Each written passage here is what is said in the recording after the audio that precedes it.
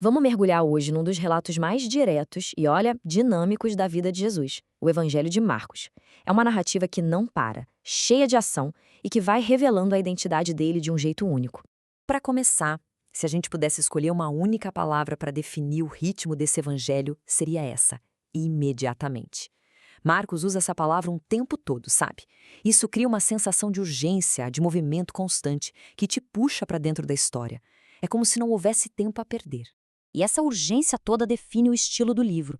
A linguagem é simples, direto ao ponto, o foco está sempre no que Jesus faz, os milagres, as curas, as ações, e não tanto em longos discursos. Parece quase um roteiro de cinema, sabe? Com um ritmo bem acelerado.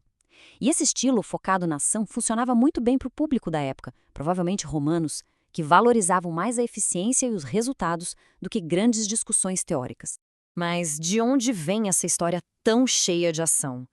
Para entender bem a narrativa, a gente precisa dar uma olhada no contexto. Quem escreveu, quando e para quem. Bom, a tradição diz que o autor foi João Marcos. E o mais interessante é que ele teria sido muito influenciado pelas memórias de uma testemunha ocular, ninguém menos que o apóstolo Pedro. O livro foi escrito ali entre os anos 60 e 70 depois de Cristo, e o público principal era de cristãos que não eram judeus. Isso explica muita coisa, como o fato do texto não ficar explicando costumes judaicos. Ele vai direto ao que importa. Agora, por trás de toda essa correria, de toda essa ação, Marcos está construindo uma resposta para uma pergunta fundamental. Afinal, quem é esse homem? E a resposta é o coração de tudo que ele escreve. E aqui está o ponto central. Marcos apresenta Jesus como servo sofredor. O que é isso? É um Messias que revela seu poder não pela conquista, não pela força militar ou política, mas pelo serviço, pelo sofrimento e, no fim, pelo sacrifício. Isso vira de cabeça para baixo toda a expectativa da época sobre como o Messias deveria ser. E esse versículo, bom, ele é basicamente a tese do livro inteiro. A mensagem de Marcos está toda concentrada aqui. A grandeza de Jesus não está em ser servido, mas em servir. O poder dele se manifesta no sacrifício. Para contar essa história, Marcos usa uma estrutura brilhante. Ele constrói tudo como uma jornada.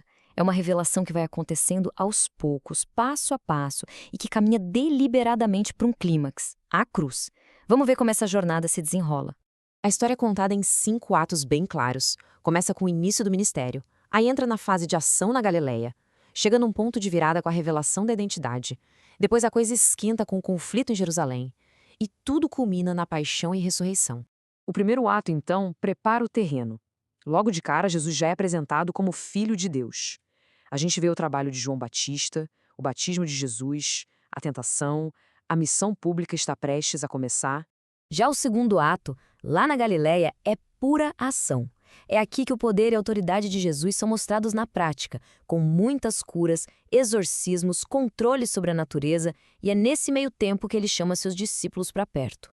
O terceiro ato é o grande ponto de virada da história. Pedro finalmente entende e declara: Tu és o Cristo.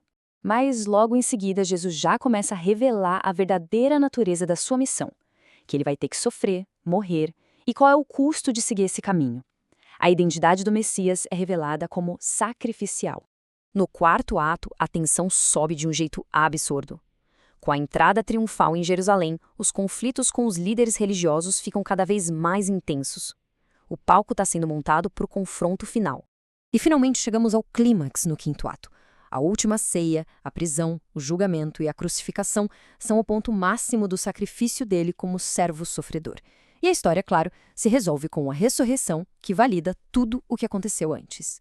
Então, depois de passar por essa jornada toda, qual é a grande mensagem? O que fica pra gente? Quais são as implicações disso tudo? Os ensinamentos são bem diretos, na verdade. A gente aprende que a identidade de Jesus é revelada pelo que ele faz, que segui-lo envolve sacrifício e que o caminho do Messias para a vitória passa pela dor. E o tempo todo, a narrativa mostra um contraste muito claro entre a fé e a incredulidade. E esse é o conflito central. De um lado tem a fé, que é mostrada como algo ativo, obediente, uma fé que se demonstra na ação de seguir Jesus. Do outro lado, a incredulidade, que é simplesmente a rejeição de quem ele é e da sua missão. São as duas respostas possíveis que a história apresenta. O mais incrível é que essa mensagem de 2000 anos atrás ainda tem uma aplicação muito prática hoje. Ela nos chama a servir os outros, a ter uma fé que é ativa, não só na teoria, a entender que o sofrimento pode fazer parte da jornada e a reconhecer a autoridade de Jesus sobre todas as áreas da vida. E assim, a gente termina com uma pergunta que fica no ar, uma pergunta que resume a mensagem central de Marcos. Como a ação define a identidade? Este evangelho argumenta, de um jeito muito poderoso, que quem uma pessoa é, no final das contas, não se revela tanto pelo que ela diz, mas principalmente pelo que ela faz.